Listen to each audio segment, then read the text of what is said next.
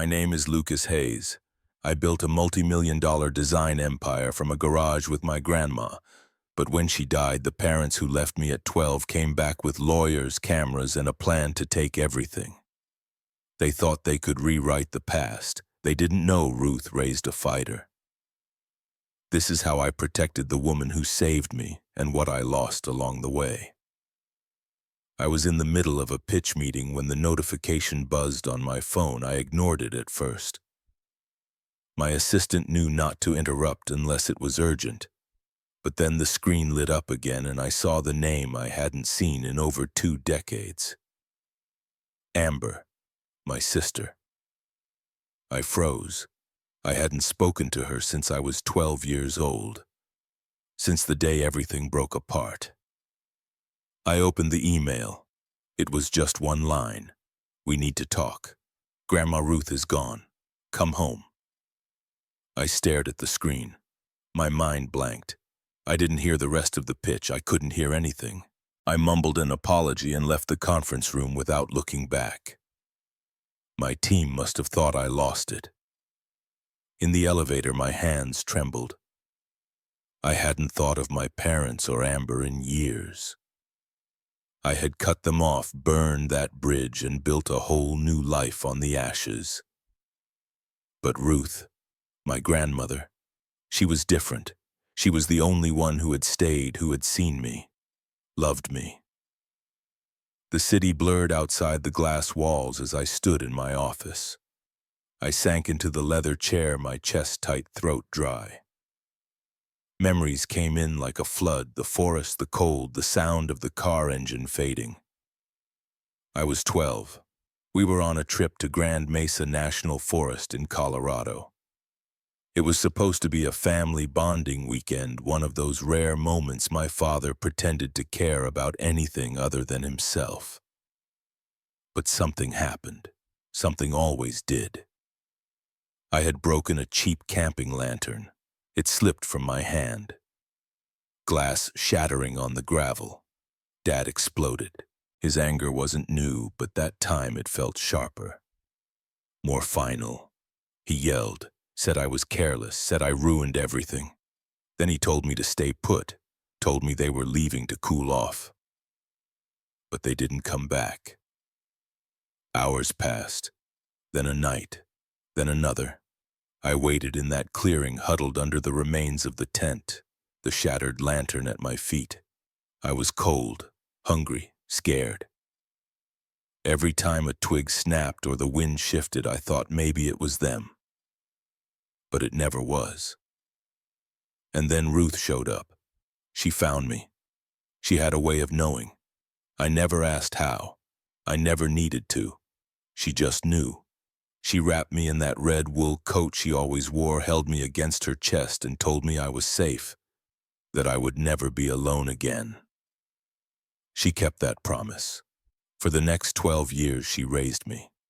She enrolled me in school, taught me how to cook, helped me apply to college. She worked part-time at a local library, even though she had already retired, just to make ends meet. Every time I doubted myself, she reminded me who I was. Lucas, she'd say, you don't have to be their son. You can be your own man. She never called my parents by name again. Neither did I. My phone buzzed again. Another message from Amber. I closed it without reading. I wasn't ready. I walked to the cabinet where I kept the things no one else ever saw. There behind the glass trophies and framed interviews was a photo. Ruth and me in her backyard in Topeka. I was maybe 13. She had one hand on my shoulder and I was grinning like I didn't know pain. I touched the frame. She was gone. I had built everything with her voice in my head. Ruth had raised me after they abandoned me. She paid for my books, made sure I ate, stayed up, helping me with school projects, even when her hands ached. She gave me everything, and now she was gone. I looked around my office. Floor-to-ceiling windows, sleek furniture shelves lined with awards and prototypes. Walker Creative had become a name in the industry, but none of it would exist without Ruth. I picked up my phone again. This time I replied, "When is the funeral?" Amber answered almost instantly. Saturday, at the old church in Topeka. Topeka, the last place I ever saw her smile, the last place I ever felt truly safe. I closed my eyes. My reflection stared back from the office window. The skyline behind me glittered with the success I had clawed my way toward. But I wasn't that boy anymore. And maybe it was time to face the ghosts I had spent 22 years outrunning. The drive to Grand Mesa had felt long even then. I remember the sound of the tires on the highway, the static of the radio as Dad flipped through stations. I sat quietly in the back seat, knees pulled up, listening to my parents bicker over directions. Amber was next to me, her head leaning against the window, pretending to be asleep. Her earbuds were in volume, probably maxed out. That was her way of escaping. We were supposed to bond. That was the word Dad kept throwing around. A family trip away from screens, from distractions. Just nature and us. It almost sounded promising until we arrived. Cold wind rushed in the moment we opened the doors. Mom shivered and complained about the temperature. Dad snapped at her to stop being dramatic. I stayed quiet. The clearing we stopped at had a view of the mountains, pine trees stretching for miles, and a picnic bench with peeling paint. We unloaded the gear. Dad handed me the tent poles without instructions. I did my best, fumbling with the metal rods, trying to make sense of it. That's when it happened. The lantern slipped. It hit the rocks and shattered. Glass scattered everywhere. Dad's face turned red. His voice was ice. "Of course. You can't do one thing right," he shouted louder than I'd ever heard before. Mom tried to intervene, but he shut her down with a single glare. Then he turned to me. "Sit down. Don't move. We're going to get another lantern." The way he said it made my stomach knot. Amber avoided my eyes, picked up her backpack, and followed them to the car. She didn't say a word. No goodbye. No "I'll be right back." The car pulled away. I stood there, dust swirling around my feet. I waited. Minutes dragged into an hour. The sun dipped behind the trees, shadows stretching long across the forest floor. I sat at the picnic bench, knees hugged to my chest, watching the last bit of daylight fade. When night fell, so did the silence. It was thick, heavy. Every rustle in the trees made me flinch. I thought I heard voices, footsteps, the hum of an engine coming back. But nothing came. Not them. Not even a ranger, just darkness. I tried to sleep. The bench was hard, the air was freezing. I cried quietly, not loud enough for the forest to hear. I didn't want it to know I was afraid, but I was, more than I had ever been. By morning, my fingers were numb, my lips cracked. I ate a granola bar from my jacket pocket, drank the last sip of soda from the can Mom had packed. Then I waited some more. I still believed they would return. That maybe they had gotten lost or had car trouble. Maybe they'd show up with hot chocolate and a sheepish apology. But noon passed, then afternoon. No one came. By the second night, the panic was gone. It was replaced by a quiet kind of numbness. I lay curled beneath what was left of the tent, the fabric flapping in the wind. My body was stiff, my mind was blank. And then I heard footsteps. They were slower than I expected. Careful. Familiar. I looked up. Ruth. She looked like an angel in that moment, framed by the moonlight filtering through the trees. Her hair was pulled back, her coat buttoned tight, her eyes wide with relief and fear. She dropped to her knees beside me, wrapping me in the red wool coat I knew so well. "Lucas, baby, I've got you. You're safe now." I remember sobbing into her chest, gripping her like she might vanish too. She didn't ask what happened right away. She didn't need to. She held me rocking slightly, humming some old tune she used to sing when I was little. Later, I learned how she found me. She had called my parents that morning just to check in. No answer. Then she got a call from a clerk at a gas station where Dad had abandoned the car. The clerk had recognized Ruth from church and thought it strange. She followed the trail, drove up the mountain roads alone, trusting her gut. She saved me. Back in Kansas, Ruth didn't tell anyone the full story. She told the school I was transferring, told neighbors I'd come to live with her because of instability at home. No one questioned it, or if they did, they kept it to themselves. She put me in 7th grade at Westview Middle, bought me jeans that actually fit, took me to get a haircut. I remember looking in the mirror afterward and not recognizing myself. For the first time, I didn't look scared. Nights were still hard. I'd jolt awake from dreams of the forest of footsteps that never came. Ruth would sit beside me holding my hand until I calmed down. She never told me to forget. She just promised it would hurt less in time. She cooked every dinner even when she was tired, taught me how to balance a checkbook, how to tie a tie, how to speak without apologizing for existing. She never once said I was a burden. I didn't tell her how bad it had gotten in my head, how I sometimes wondered if it would have been easier to disappear into those woods. But she knew. She always knew. I owe her everything. And now she was gone. Amber's message played over and over in my mind. Come home. Home. What did that even mean anymore? I had a life now. A company. A name people respected. But deep down, that 12-year-old boy was still sitting on that bench waiting for someone to come back for him. Only one person ever did. The first morning in Ruth's house, I woke up to the smell of cinnamon and coffee. Sunlight streamed through the lace curtains. The sheets were warm, the room quiet. For a few seconds, I didn't remember what had happened. Then I saw the framed photo of Ruth and Grandpa Bill on the nightstand, and it all came back. But somehow it didn't hurt as much here. Her home wasn't big. A modest 2-bedroom ranch house in a quiet neighborhood on the edge of Topeka. The lawn was always neatly trimmed, the mailbox freshly painted each spring. She didn't have much, but every corner of the house felt intentional. Like love had been folded into the wallpaper. That first week, Ruth barely let me out of her sight. Not in a smothering way, but in a steady, grounding presence kind of way. She made pancakes every morning, let me choose my own school supplies, and listened when I couldn't find words for the feelings. She didn't push. She just made space. I started school with a fresh haircut and a backpack that still smelled like plastic. Kids stared at me like I was new, but Ruth told me that was my advantage. I could be whoever I wanted now. I held on to that.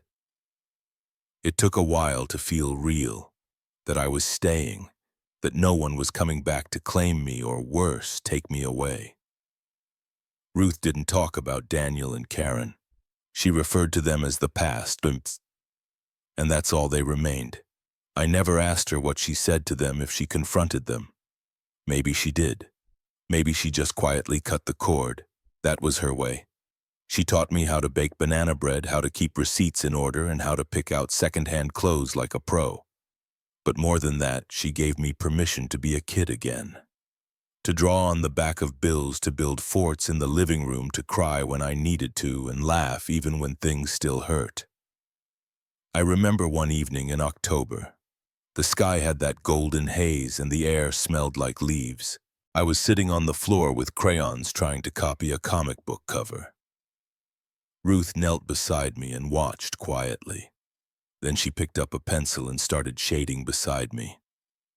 Her lines were confident, fluid. I stared. "You know how to draw." She smiled. "I used to teach art at the middle school long before you were born. It's just muscle memory now." From that moment on, drawing became our language. Every Saturday morning we'd sit at the kitchen table, sketchbooks open. She'd teach me about perspective, shading, contrast, but also about expression, emotion, why the shape of a line could carry meaning. She encouraged me to tell stories through images, to think about design as more than decoration. That was when I first started dreaming about a future in creativity. I didn't have the words for it yet. I didn't know what graphic design or branding or visual identity meant, but I knew I wanted to make things, to tell stories that couldn't be forgotten. Ruth nurtured that without turning it into pressure.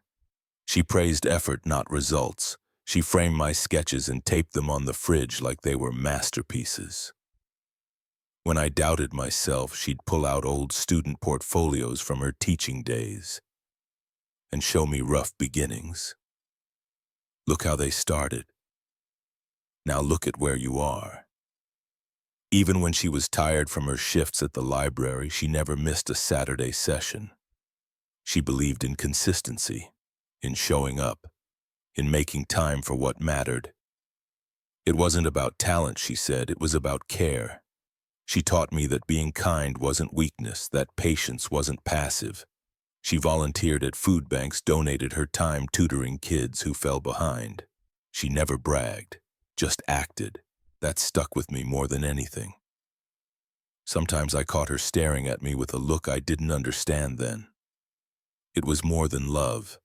It was something like reverence, like she saw all the broken pieces and believed they were sacred. She wasn't just a grandmother, she was the first person who saw me not as a burden, not as a disappointment, but as a person with worth. That changed everything. Over the years, we built a rhythm, school dinner art. On weekends, we'd go to flea markets and thrift stores searching for old picture frames or books about design. She never let me pay even when I offered from my allowance. She said her investment was in me. When I turned 15, she gave me an old MacBook one of her library friends had donated. It barely worked, but it had Photoshop. I stayed up late learning everything I could. Tutorials, trial and error. Ruth would peek in, sometimes leave tea on my desk, kiss the top of my head. She never asked for anything in return. People in the neighborhood started calling her my mom. She never corrected them. Neither did I. It felt right. That bond, that invisible thread she wove through every part of my life never broke. Even as I grew older, even when I moved away for college, started building my company. She was always there, rooting for me, asking thoughtful questions, mailing me articles clipped from local papers. Now standing at the edge of everything she helped me build, her absence felt like a missing lung, like I couldn't breathe the same. And still, all I could think about was how she made me whole when the world left me empty. It was the summer of 20 when Ruth suggested I look for a summer internship. I had just finished my junior year and had built a modest portfolio of design sketches, logo, mock-ups, and interface ideas. Ruth had helped me compile it, even printing out each page on thick, glossy paper like it was a final thesis. She said I needed to start showing the world what I could do. I applied to a handful of local studios in Wichita and Topeka. Most didn't reply. One finally did. Verge Studio. It wasn't big, but it had a decent reputation, especially in animation and branding. I didn't care about the prestige, I just wanted to learn. That's where I met Nick Bennett. He was in his early 20s, a full-time designer at Verge, tall, charismatic, and confident in a way that made people lean in. The kind of guy who made jokes during meetings and always got laughs. He took an immediate interest in me. "You've got a sharp eye, kid," he said the first day I showed him my sketchbook. I felt seen, validated. He started giving me little tasks, letting me help with layouts or offering feedback on small projects. We bonded over design theory, talked about emerging tech, AI-based rendering, and digital storytelling. It was the first time I felt like I belonged in a creative space outside of Ruth's kitchen. During my third week, I showed him something I'd been working on at home, a UI concept that used a lightweight AI to recommend layout arrangements based on user behavior. It was basic, mostly theoretical, but it was mine. I had stayed up nights refining it. Nick nodded through the presentation, asked a few questions, and said it was clever. Really clever. 3 weeks later, Verge Studio announced a new in-house tool called Flow AI during a pitch to a major client. I watched the slide deck in stunned slunts. It was my concept, slightly rebranded, polished, but it was mine. Even the sample UI screens looked like mine down to the font choices. I confronted Nick after the meeting. His smile didn't even waver. Hey, don't take it personally. Ideas float around all the time. This stuff happens. But it was my file. My name was on it. He shrugged. Maybe you shouldn't have left it on the shared drive. I quit that afternoon. Packed my things, walked out without saying goodbye to anyone else. Rage burned in my chest the whole ride home. When I told Ruth I could barely speak, the betrayal stung deeper than I expected. Not just because it was theft, but because I had trusted him. Ruth listened without interrupting. Then she poured us both tea and sat beside me on the couch. Lucas, she said, some people build with bricks, others steal them. I looked at her, blinking away tears. I feel stupid. No, baby, you feel human. And that's good. But don't let this moment tell you what you're worth. I stayed quiet. She leaned in, her hand warm on mine. Failure isn't the opposite of success. It's the foundation. Let it teach you something, then build something better. That night, I didn't sleep. I stared at the ceiling and let every word settle. She wasn't just trying to comfort me, she was giving me a roadmap. I started sketching again, but this time with a new goal. I didn't want to intern anymore. I wanted to create something of my own. Something no one could take away. By fall, I had a name scribbled at the top of every page in my notebook. Hayes Studio. It was just a dream then, but it had weight, direction. And it all started with a betrayal that felt like the end, but became the beginning. College wasn't glamorous. I didn't end up at some elite design school in New York or San Francisco. Instead, I enrolled at Kansas Central Community College, which didn't even have a proper design program. But it had computers, a few open-minded professors, and most importantly, it was close to Ruth. That mattered more than anything. I commuted every day on an old bike Ruth found at a garage sale. Rain or shine, I showed up to campus with a backpack full of sketchbooks and a refurbished laptop that still ran too hot after 10 minutes of use. But I didn't care. I wasn't chasing prestige, I was chasing something real. It was there that I met Ashley Tran. She was a year ahead of me, majoring in computer science, but with a secret love for digital art. We bumped into each other in the student lounge while both trying to fix the same broken printer. That one shared moment of tech frustration turned into long afternoons, collaborating on design ideas, staying late in the library, trading feedback, arguing over color palettes and code logic. She was sharp, stubborn, brilliant, and she didn't let me quit when my ideas fell apart. We started talking about building something together. A studio, maybe, or a creative collective. At first, it was just talk, something we tossed around while eating microwave burritos in the student center. But one night in early 2017, while sketching on a napkin at a diner, it turned real. Ashley looked at me and said, "Why don't we just do it for real?" "You mean now, like actually launch something?" "Yes, now, before someone else does." We didn't have a business plan, just an idea. A design studio that used AI to personalize branding in real time, focused first on fashion startups who couldn't afford big agencies. We called it Walker Creative. Ashley thought Hayes sounded too soft. Walker had edge momentum. We registered the name, built a rough site, and started reaching out to small boutiques in Wichita. Some ignored us, others gave us a shot. Ashley handled the back-end and AI framework. I handled the visual design and client communication. We worked out of Ruth's garage. She brought us sandwiches, sometimes forgot, and called our workspace the shed. But she never stopped encouraging us. Money was tight. Rent for hosting printing samples, even buying fonts ate through our savings quickly. I considered applying for part-time work again. That's when Ruth sat me down one morning and handed me a small envelope.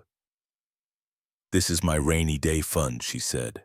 "I want it to be your sunny day start." "Ruth, no, I can't." "Lucas, yes, you're building something. Let me help build it with you." It wasn't much, but it was enough to buy time to print quality materials to make our website look less like a school project. That summer, we landed our first big client, a regional clothing label called Ember Threads. They let us rebrand their entire identity and gave us free merchandise as part of the deal. When we saw our logo on actual clothing tags, Ashley crowed. I pretended I had something in my eye. In the middle of all the chaos, late one night after tweaking a campaign mock-up, I turned to Ruth, who was sitting beside me knitting.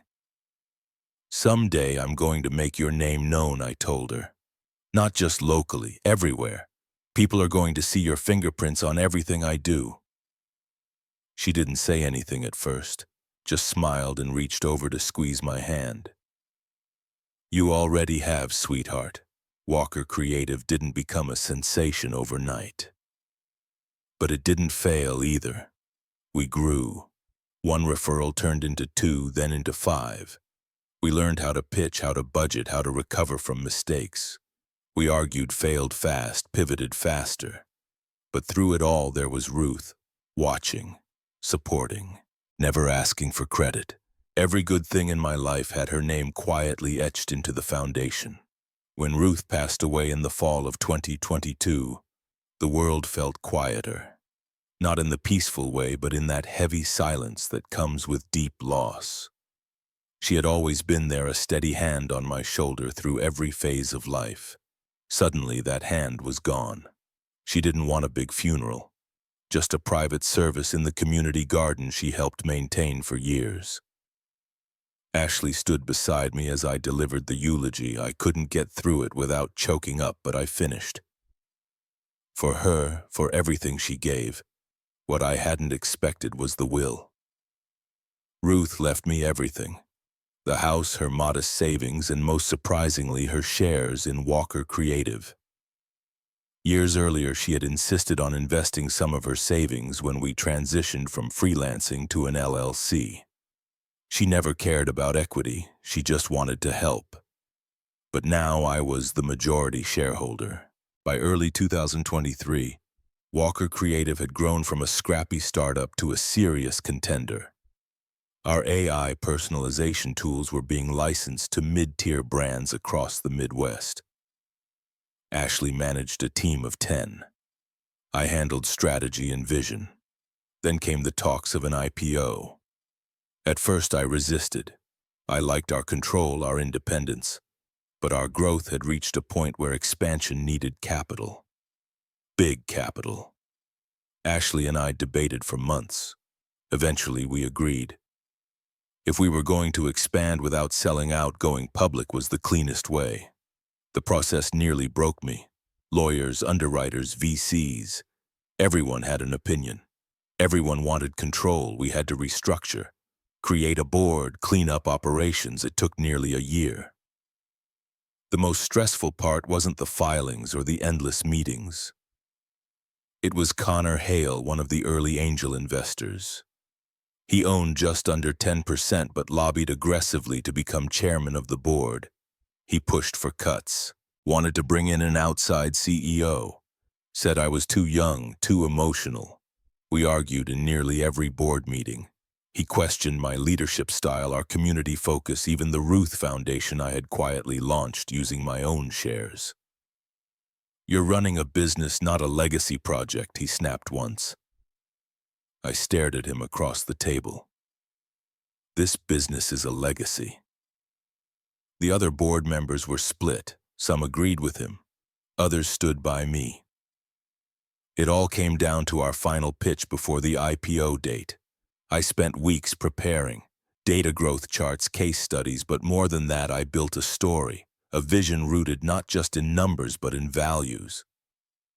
I talked about how our personalization engine helped small brands compete with giants, how design was storytelling, and how Ruth believed in building slow, honest, and kind.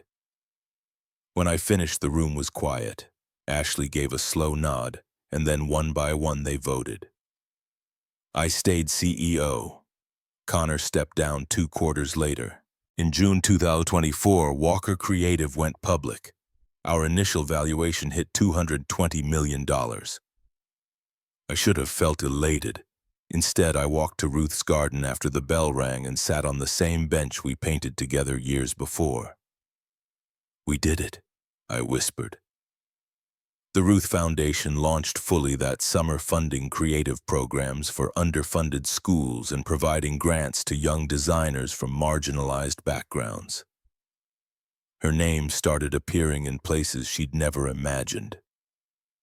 Plaques, scholarships, conference panels. But I didn't care about the visibility. I cared that her spirit was still moving through everything I touched. The empire wasn't about power. It was about purpose.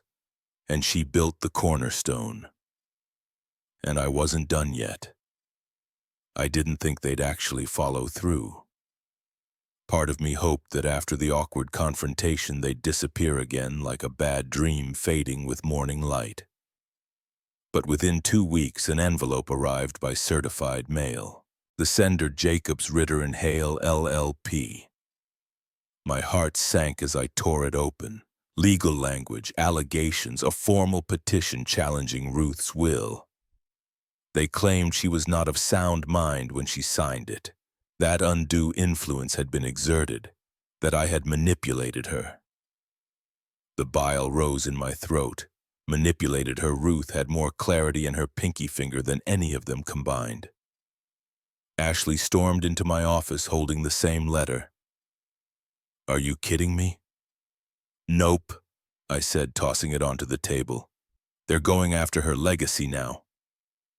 I called Lena Monroe that afternoon. She wasn't just a lawyer, she was a force of nature. Ruth had introduced us years ago when Walker Creative started taking on corporate clients.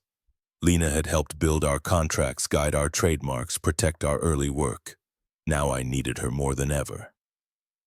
She met me the next morning, hair tied back, glasses sliding down her nose, already flipping through documents. I read the suit. "It's flimsy but not harmless. We'll need records, medical evaluations, witnesses. They're banking on doubt," I said. She nodded. "Exactly. The court just needs a sliver to move things forward. We'll slam it shut before it opens." We started gathering everything. Ruth's primary care physician, Dr. Patel, confirmed in writing that she was mentally sound until the end. Neighbors who saw her working in the garden weeks before her passing agreed. We collected old letters she had written me, emails discussing her decisions, even the voice recording she left with her notary.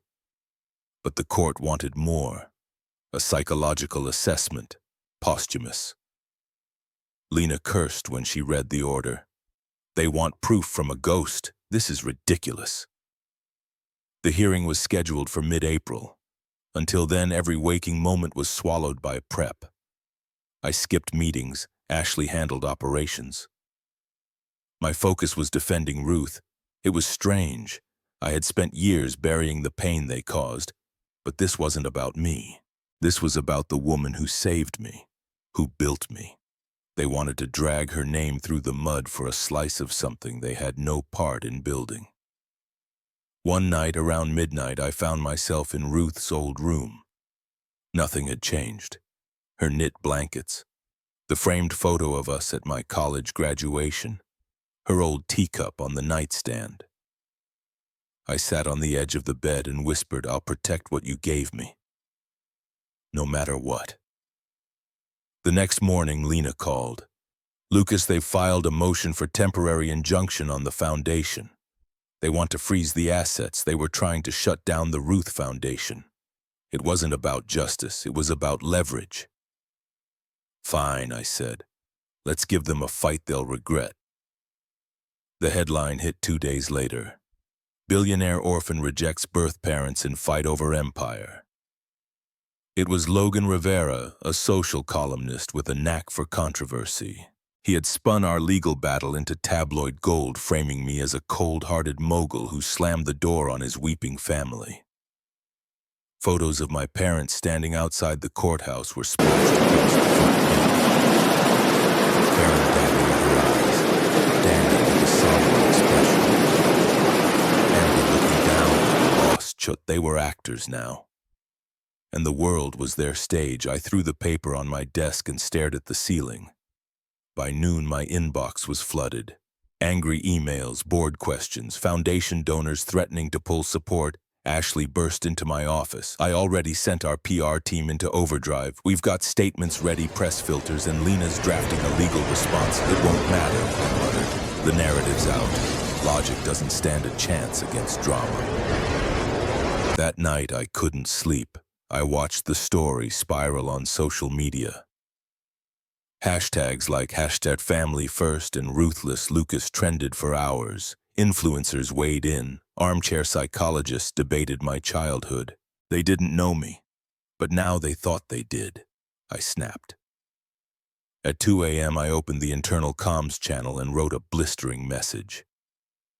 I defended myself. Blasted the media, warned of legal action, and shamed anyone questioning Ruth's will. Then I hit send. By morning, screenshots of my message were everywhere. Someone had leaked it. The backlash was immediate. Headlines shifted again. Lucas Hayes melts down in internal memo. Ashley came in holding her tablet, eyes wide. We need to fix this. I know you can't fight fire with gasoline. I scheduled a press conference. Standing before the cameras, I took a breath. My voice shook, but I didn't hide. Last night, I reacted out of pain and frustration. I let emotions get the better of me. That's not leadership. That's fear. I paused, then continued. The Ruth Foundation stands for clarity, compassion, and community. We will remain committed to those values no matter what stories surface. Afterward, I sat in my office, shoulders heavy. Lena stopped by and placed a hand on my shoulder. You're not alone, Lucas. We're with you. Ashley echoed the same. We're not backing down. And for the first time in days, I felt the weight shift just a little. The courthouse hallway smelled like dust and nerves. Lena walked beside me, clutching a binder thick with affidavits, transcripts, and medical records. I kept my eyes ahead, ignoring the flashing cameras through the windows. We had found her, Sarah Wilkins, Ruth's best friend of over 30 years. A retired nurse and the only other person in the room when Ruth signed her will. She was the missing puzzle piece. Sarah had tears in her eyes when we met. Ruth loved you like her own, she said, and she knew exactly what she was doing. She gave a sworn deposition recounting every detail. Ruth had read the document aloud, discussed the implications, and signed it with a steady hand. No coercion, no confusion, only clarity and intent. We filed the testimony that week. Inside the courtroom, I sat behind our table as Lena stood composed and commanding. She laid out the timeline, Sarah's statement, Dr. Patel's letters, the voice recording from Ruth's notary. Then she turned toward the judge. Your Honor, this case is not about justice. It is about greed. The opposing counsel tried to push back, claimed emotional distress, misrepresentation, and family breakdowns. They had no substance, only spectacle. The final blow came when Lena presented sealed juvenile records. Old police reports, complaints of neglect and verbal abuse during my childhood. Nothing dramatic, but enough to suggest a pattern. The courtroom went still. I glanced back. Amber wouldn't meet my eyes. Her head was down, shoulders slumped. Karen sat frozen. Daniel shook his head in disbelief, then stormed out before the ruling was even read. The judge dismissed the case.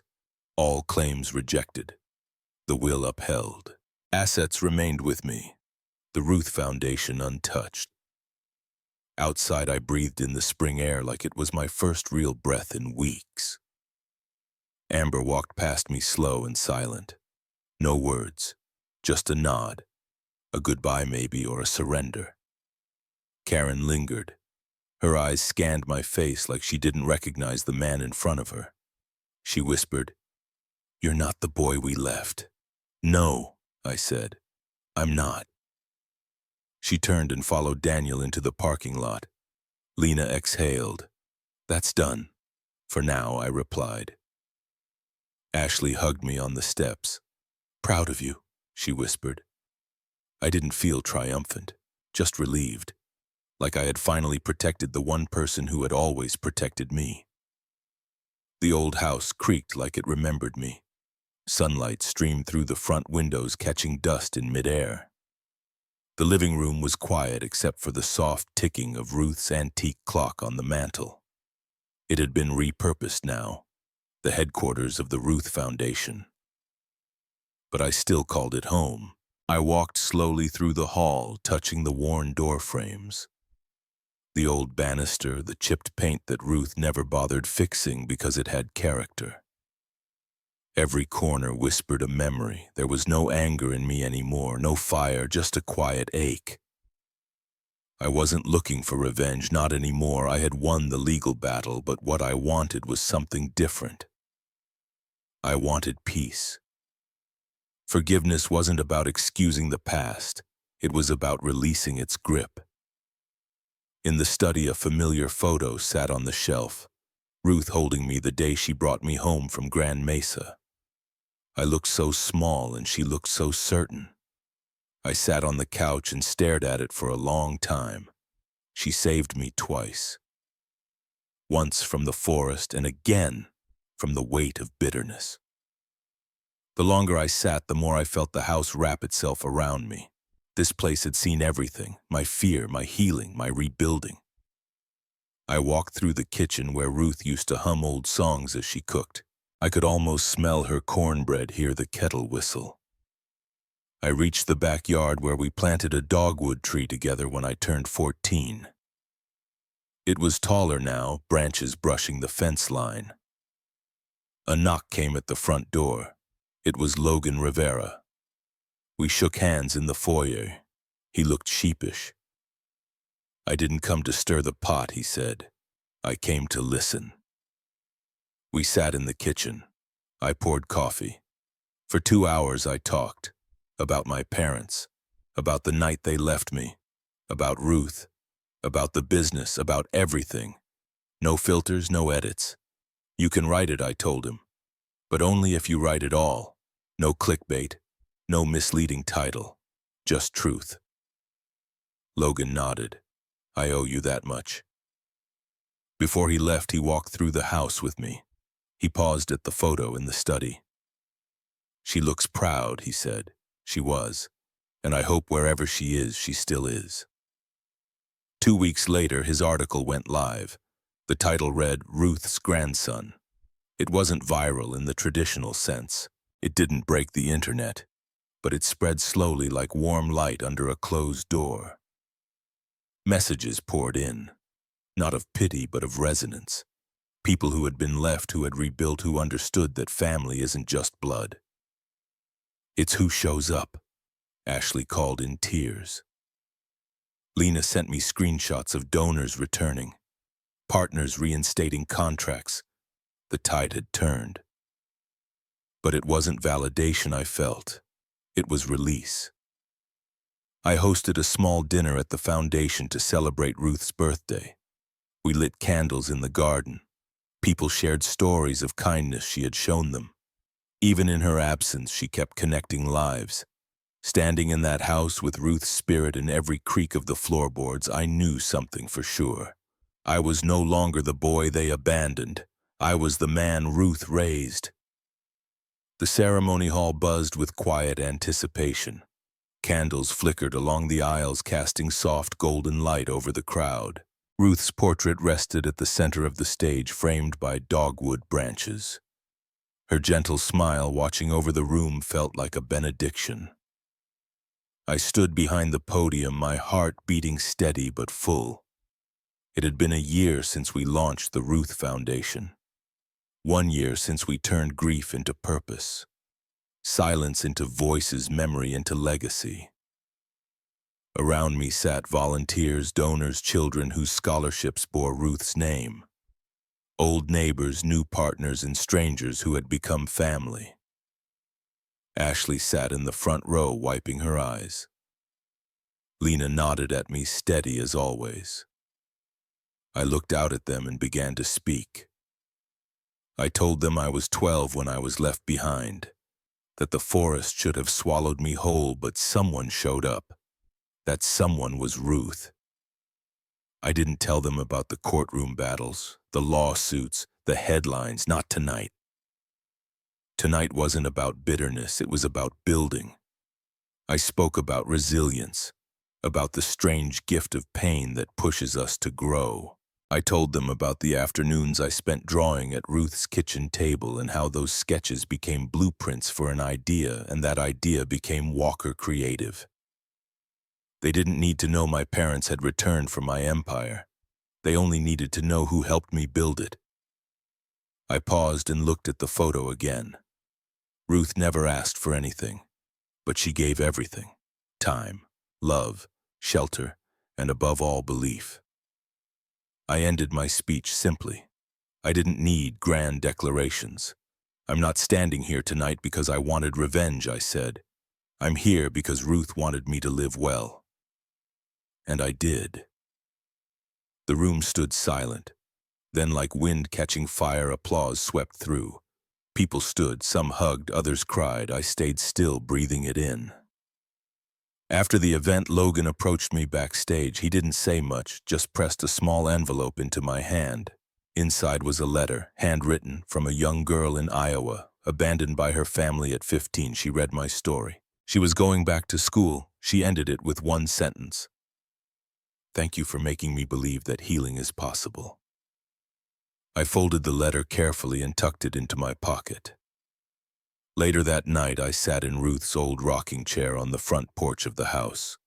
The stars blinked down quietly. Somewhere a wind chime whispered.